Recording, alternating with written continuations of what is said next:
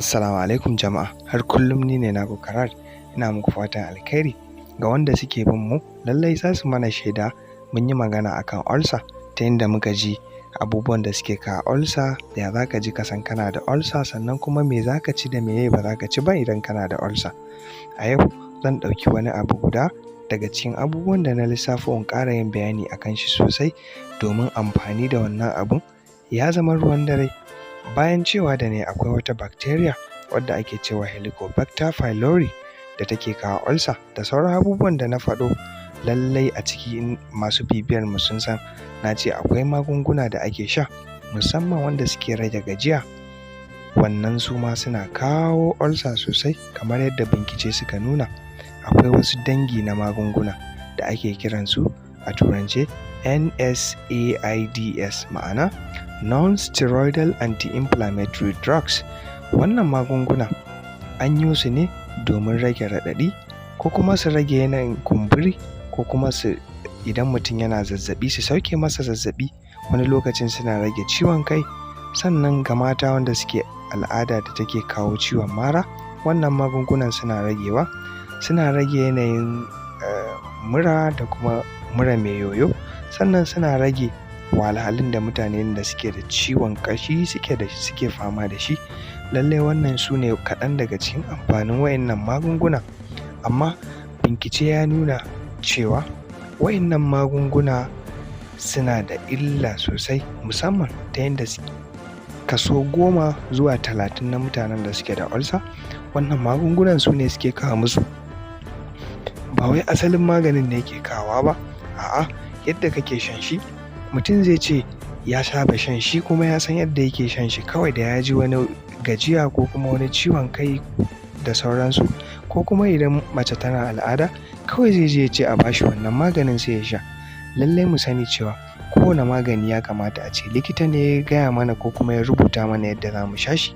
Abin da yake faruwa shine a cikin cikin mutum akwai wani sinadari da ake cewa prostaglandin. Wannan prostaglandin ɗin lallai yana da amfani sosai domin yana samar da wani abu a cikin mutum kamar majina. Wannan abin da yake samarwa kamar majina shine yake kare cikin mutum, domin akwai wani sinadari na acid da ake samu a cikin ciki. Wannan sinadari na prostaglandin shine yake hana wannan sinadarin acid ɗin tasiri a cikin ciki har ya kai lokacin da zai baka matsala. Lalle prostaglandins suna da matuƙar amfani a cikin ciki domin suna kare illolin da wannan acid ɗin yake kawo a cikin ciki.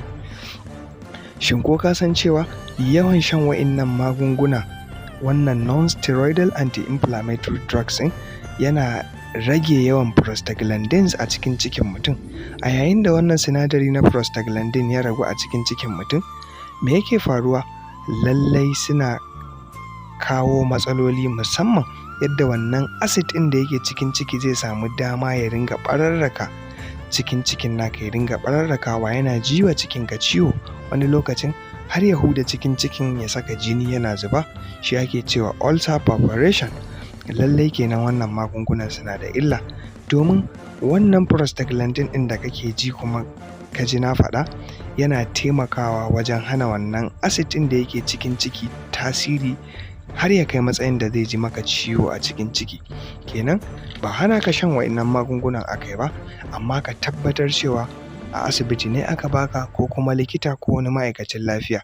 Kar ka ce ko karki ce kawai domin ka saba sha zaka dinga sha da kanka, to ka ji illar da yake kawowa. Yanzu dai ulcer ta zama ruwan dare, tana wahalar da kowa da kowa. Zan yi amfani da wannan dama lissafo kaɗan daga cikin wa'innan magunguna wanda suke kawo wa'innan matsaloli domin yawan shansu. Na farko akwai maganin da ake cewa piroxicam, ma'ana wanda mata suka fi sani da Feldin. Akwai maganin da ake cewa ibuprofen. Akwai maganin da ake cewa diclofenac sodium, diclofenac potassium, aspirin, salicylate, diflunisal, magnesium salicylate, phenylbutazone, etodolac, ketorolac, meloxicam, indomethacin, sulindac, tomatin sodium, nephroxin. wannan su ne kaɗan daga cikin magungunan da suke kawo wa'innan matsaloli. A cikin wa'innan magungunan akwai wanda mutane suka saba shan su, musamman ga mata masu al'ada, piroxicam ma'ana Feldin. Ga masu ciwon jiki suna yawan shan ibuprofen ko su sha diclofenac sodium ko su sha diclofenac potassium duka ba tare da an baka a asibiti ba. Ya kamata mu kula sosai, mu san cewa shan magunguna kai tsaye ba iya ulcer yake kawo ba, yana kawo matsaloli da dama a jikin mutum. Har kullum ni ne naku Karat, ina muku fatan alkhairi, sai anjima.